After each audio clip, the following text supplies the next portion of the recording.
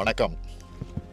இந்நேரம் டெல்லியில் நடைபெறுகிற பிரதமர் தலைமையிலான நிதி ஆயோக் கூட்டத்தில் பங்கெடுத்திருக்க வேண்டிய நான், ஒன்றிய பாஜக அரசோட மாற்றாந்தாய் மனப்பான்மை கொண்ட நிதிநிலை அறிக்கையால் நீதி கேட்டு மக்கள் மன்றமான உங்கள் முன்னாடி பேச வேண்டிய கட்டாயத்துக்கு ஆளாக்கப்பட்டிருக்கேன். தமிழ்நாட்டில் நடைபெறும் உங்களுடைய திராவிட மாடல் அரசு கடந்த 3 ஆண்டு காலமாக எத்தகைய முற்போக்கு மற்றும் தொலைநோக்கு திட்டங்களை செயல்படுத்திட்டு வருதுன்னு உங்கள் எல்லாருக்குமே நல்லா தெரியும்.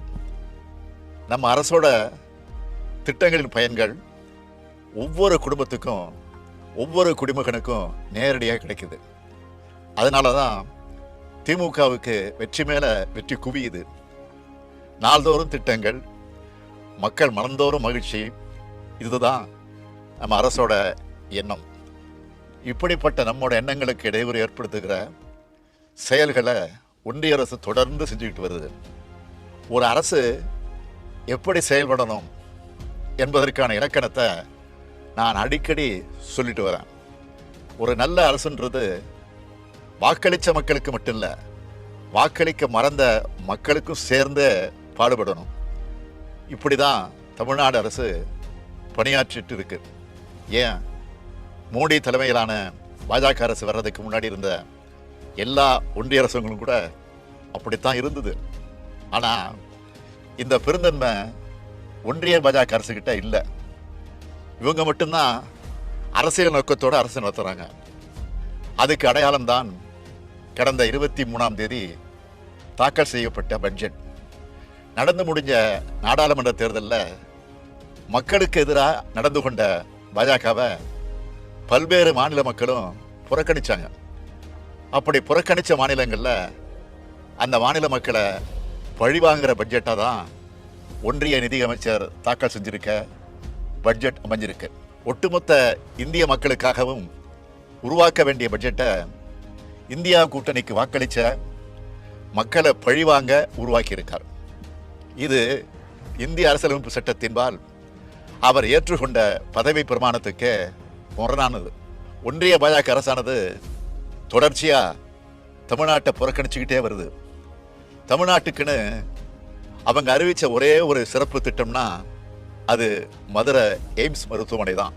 ஆனால் அதுவும் 10 ஆண்டுகளாகியும் என்ன நிலைமையில் இருக்குன்னு உங்களுக்கு நல்லா தெரியும். தமிழ்நாட்டுக்குன்னு எந்த சிறப்பு திட்டத்தையும் கொடுக்காம தமிழ்நாட்டு மக்கள் பாஜகவுக்கு வாக்களிக்கணும்னு எப்படித்தான் எதிர்பார்க்குறாங்களோ தெரியல. 3வது முறையாக பாஜக ஆட்சி அமைச்சிருக்கு. ஆனால் இந்திய மக்கள் அந்த கட்சிக்கு பெரும்பான்மை அளிக்கல. ஒரு சில மாநில கட்சிகளோட சப்போர்ட் இல்லைன்னா பாஜகவால் ஆட்சி அமைச்சிருக்க முடியவே முடியாது. இப்படிப்பட்ட நிலையில் தங்களோட சறுக்களுக்கு என்ன காரணம்னு உணர்ந்து பாஜக திருந்தி இருக்கணும்னு நினைச்சேன். ஆனால் ஏமாற்றம் தான் மிஞ்சி இருக்கு. பட்ஜெட்டுக்கு 2 நாளைக்கு முன்னாடி கூட நம்மளோட தமிழ்நாட்டு தேவைகள் என்னன்னு சோஷியல் மீடியா மூலமாகவே ஒன்றிய ஆட்சியாளர்களுக்கு தெரியப்படுத்தினேன். ஆனால் அதிலிருந்து ஒன்று கூட நிதியமைச்சர் அறிவிக்கலை. அவ்வளவு ஏன், தமிழ்நாடு என்ற சொல்லே பட்ஜெட்டில் இல்லை. இவ்வளவு ஆண்டுகளாக சும்மா ஒப்புக்காவது ஒரு திருக்குறளை சொல்லி பட்ஜெட்டை வாசிப்பாங்க. இந்த முறை திருவள்ளுவரும் கசந்து போயிட்டார் போல. இப்படிப்பட்ட பட்ஜெட்டில் திருக்குறள் இடம்பெறாதது ஒரு வகையில் நிம்மதி தான்.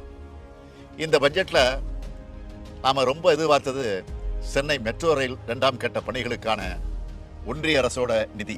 2020ஆம் ஆண்டு கொரோனா பெருந்தொற்று காலத்திலேயே மாண்புமிகு ஒன்றிய உள்துறை அமைச்சர் அமித்ஷா அவர்கள் அவசரமாக வந்து அடிக்கல் நாட்டின திட்டம் தான் அது.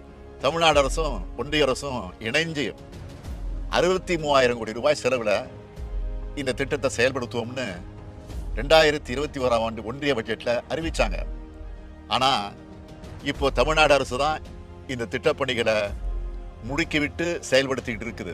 ஒன்றிய அரசோ தன்னுடைய பங்கா 1 ரூபாய் கூட விடுவிக்காம வேணும்னே 3 ஆண்டுகளாக காலம் தாழ்த்திக்கிட்டு இருக்கு. கேட்டால் இது மாநில அரசோட திட்டம்னு நாடாளுமன்றத்திலே பதில் சொல்கிறாங்க. அப்படின்னா ரயில்வே துறையை மாநில அரசுக்கு கொடுத்துடுவாங்களா? கோவை, மதுரை மாநகரங்களில் மெட்ரோ ரயில் திட்டங்களில் செயல்படுத்துறதுக்கான ஒப்புதல் அளிக்கிறத பற்றி மூச்சே விடலை. ஆனால் கடந்த 3 ஆண்டுகளில் இதே ஒன்றிய அரசு நம்ம நகரங்களை விட பல சின்ன நகரங்களுக்கான மெட்ரோ ரயில் திட்டங்களுக்கு ஒப்புதல் அளித்து நிதி உதவியும் வாரி வழங்கியிருக்கு. இது எந்த விதத்தில் நியாயம்? கடந்த ஆண்டு 2 முறை புயல்கள் தாக்கி கடும் இயற்கை பேரிடர்களை தமிழ்நாடு சந்திச்சுது. இதுக்கு நிவாரணமா 37,000 கோடி ரூபாய் கேட்டோம். ஆனால் ஆண்டுதோறும் வழக்கமாக வழங்கப்பட வேண்டிய 276 கோடி ரூபாய் நிதியை அளிச்சுட்டு ஏமாத்திட்டாங்க. சரி, இந்த பட்ஜெட்லயாவது வெள்ள நிவாரண அறிவிப்பு வெளியாகும்னு காத்திருந்தோம். ஆனால் தங்களோட பதவி நாற்காலிக்கு கால்களாக இருக்கிற மாநிலங்களுக்கு 10,000 கோடி ரூபாய்க்கு மேலே நிதியை அள்ளி வழங்கி இருக்கிறார் ஒன்றிய நிதியமைச்சர். ஒட்டுமொத்தமாக சொல்லணும்னா தமிழ்நாட்டுக்கு புதிய திட்டங்கள் அறிவிக்கல என்பதோடு ஏற்கனவே நடைபெற்று வர திட்டங்களுக்கான நிதியையும் குறைக்கிற வஞ்சக முயற்சியில ஈடுபட்டு இருக்கு இந்த ஒன்றிய அரசு. இது எல்லாத்தையும் விட கொடுமையான விஷயம் என்னன்னா, தமிழ்நாடு பள்ளிக்கல்வித்துறையை முடக்கிற வகையில் 20 ஆண்டுகளுக்கு மேலாக செயல்படுத்தப்பட்டு வர அனைவருக்கும் கல்வி இயக்கம் திட்டத்தின் கீழ் வழக்கமாக விடுவிக்கப்பட வேண்டிய நிதியை கூட நிறுத்தி வச்சிருக்காங்க.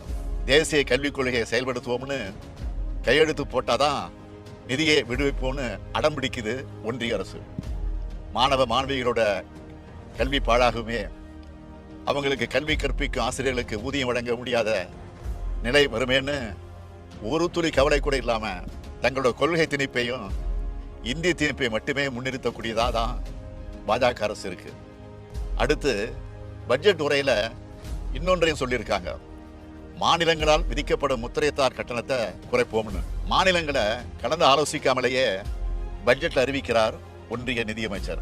ஏற்கனவே ஜிஎஸ்டி வரி விதிப்பு முறையை கொண்டு வந்து மாநிலங்களோட வரி விதிப்பு உரிமையை எடுத்துக்கிட்டாங்க. நான் கேட்கறது என்னன்னா, ஜிஎஸ்டியால் தமிழ்நாட்டிற்கு ஏற்பட்டிருக்கக்கூடிய இழப்பை சரி கட்டுறதுக்கான 20,000 கோடி ரூபாய் இழப்பீட்டையே இன்னும் அளிக்காத இந்த ஒன்றிய அரசுக்கு மாநிலங்களோட வரி விதிப்பு முறையை மாற்றி அமைக்கிற அதிகாரத்தை யார் கொடுத்தது? கடந்த 10 ஆண்டுகளா வருமான வரி சலுகையின்றி தவிச்சிட்டு இருக்க நடுத்தர குடும்பங்களுக்கு வெறும் 17,500 ரூபாய் சலுகையை மட்டும் வழங்கி அந்த சலுகையும் பெரும்பான்மையோருக்கு கிடைக்காம செஞ்சுட்டு பெரும் வரி சலுகை கொடுத்ததா மார்த்தட்டிக்குது இந்த ஒன்றிய அரசு.